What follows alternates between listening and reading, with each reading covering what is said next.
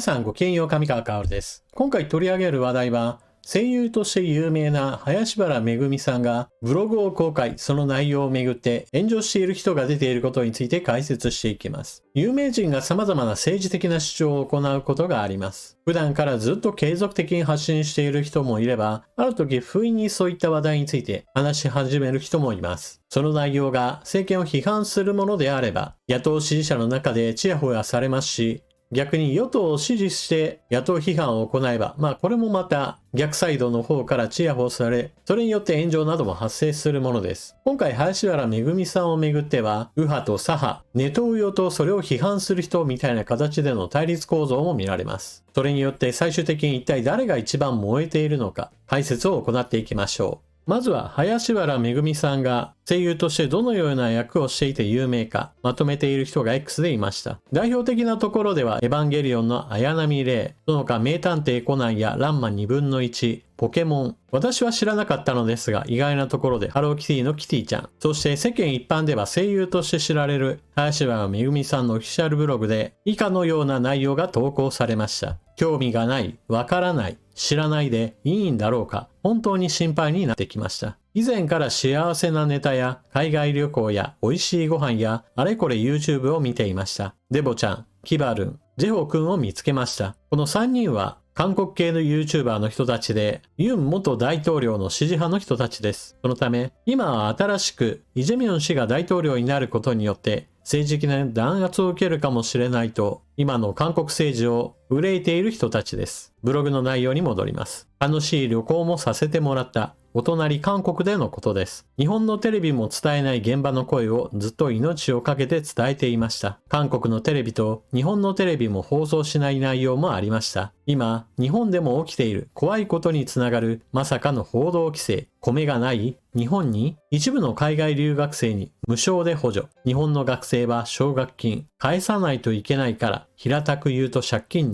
につながる曲がった真実。お隣の国で必死に配信している子たち。いつもは面白い韓国トレンドをキャーキャー教えてくれているキバルン。スマートでわかりやすい解説のジェホ君。誰？何？なんのこっちゃだよね。実際陰謀論とも言われているし、気になる人は探ってみてください。自分の目で判断してください。結果はどうあれ、自分の信念で発信していた。人任せじゃなく、ちゃんと選挙に行かなくちゃいけない。どうせとか変わらないは、使ってる場合じゃないとこに来てしまっていると思う。このままだと日本の日本らしさがマナーも態度も技術も食料も消えてしまう。もしかしたらアニメも。もちろん在日の人の中には本当に日本を愛してくれている人もたくさんいます。友達もいます。帰化した人もいます。そんな中、一部のマナーのない民泊の人や、譲るを知らない海外観光客や、京都の竹削ってしまったりする人もいる。規制を持たないと作らないとやばい。日本ザリガニがあっという間に外来種に食われちゃったみたいになってしまう。並んで買う。ルールが損しちゃうことになる。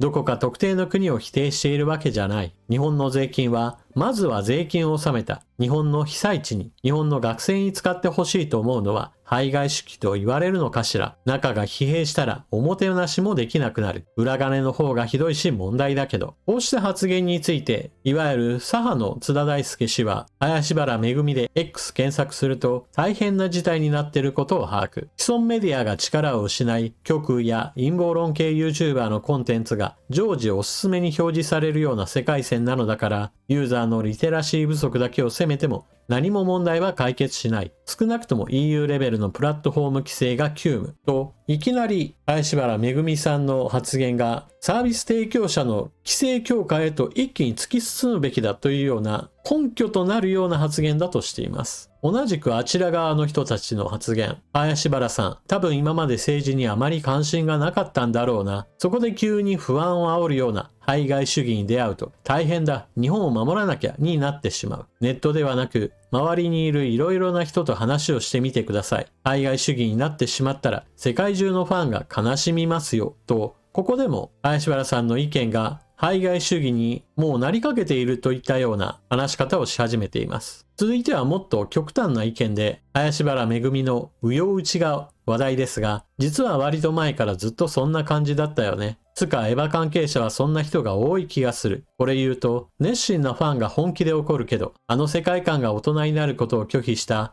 おたうよと相性良すぎるからじゃなかろうかといったような発言が見られました。特に津田大介氏の場合だと、自分の意見に賛同する意見について積極的にリポストを繰り返し行っていましたから、林原めぐみさんのブログ発言をいかに問題視していたかがわかります。なお、林原めぐみさんはブログの内容について一部訂正を行いました。タイトル部分は変わらず、興味がない、わからない、知らないでいいんだろうか、本当に心配になってきました。以下変更。私が韓国 YouTuber さんを取り上げたら、韓国の友人から連絡がありました。今韓国は国内で右派左派で対立があり、あなたが右派を支持するみたいに取れる発言は左派が悲しむ。また逆に左派を支持するような発言をしたら右派が悲しむ。いらぬ争いに火をつけることになると怒られました。部外者である私が安易に取り上げてしまうことで悲しむ人がいるという事実。今更だし、さらに火を注ぐことになるかもだけれど、傷ついた人がいたならごめんなさい。その部分を割愛しました。すでに傷ついてしまった人に手は伸ばせないけれど、これ以上傷つく人が増えないように、こんな狭い文章では伝わらないと思うけれど、声を上げることすら冷ややかに、日本が日本に無関心なことがとにかく悲しいと伝えたかった。変更点はここまで。以下は同じです。左派の人たちからしてみると、韓国系 YouTuber の人たちの意見をやたらと取り入れていることが気に入らなかったのか、いわゆる陰謀論といったような形でネトウヨ化しているというような表現が行われていました。まず最初に言っておかなければならないのは、林原めぐみさんのブログ件をめぐって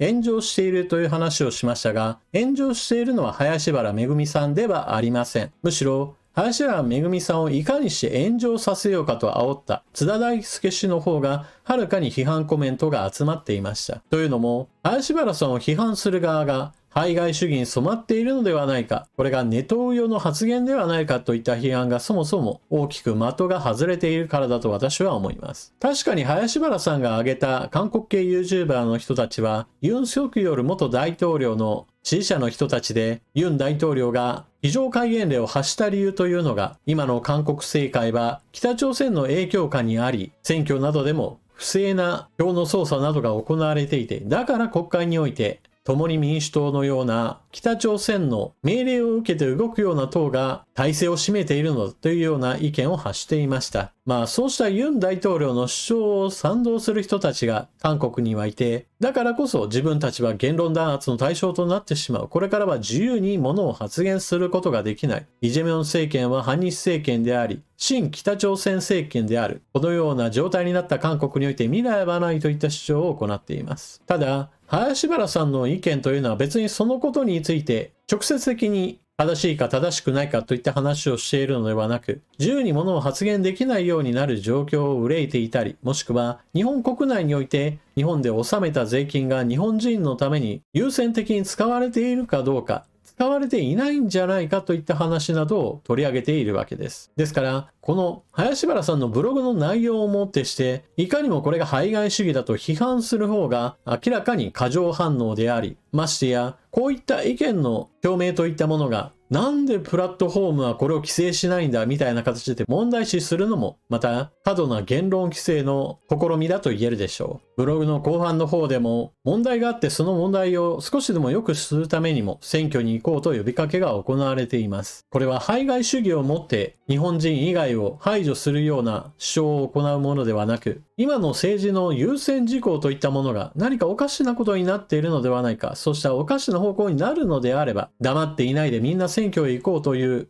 正当な主張だと言えます。ちなみに、プラットフォーム規制をどんどんと進めるべきではないかと提言していた津田氏ですが、そういう自分自身は愛知トリエンナーレなどで天皇陛下に対する侮辱表現などを言論の自由の範囲だと主張するなどして、あたかも何でもやっていいかのような話をしていました。自分がやるときは何をしても良さそうな話をして、一方において誰かが自分の意見と異なるときには、言論規制を振りかざすというのは、これまた不合理だというものでしょう。皆さんは今回の話を聞かれてどのようなことを思われたでしょうか。ぜひともコメントしていってください。それでは動画最後までご視聴いただきありがとうございました。チャンネル登録していない方はぜひともこの機会にチャンネル登録よろしくお願いします。それでは次の動画でまたお目にかかりましょう。またね。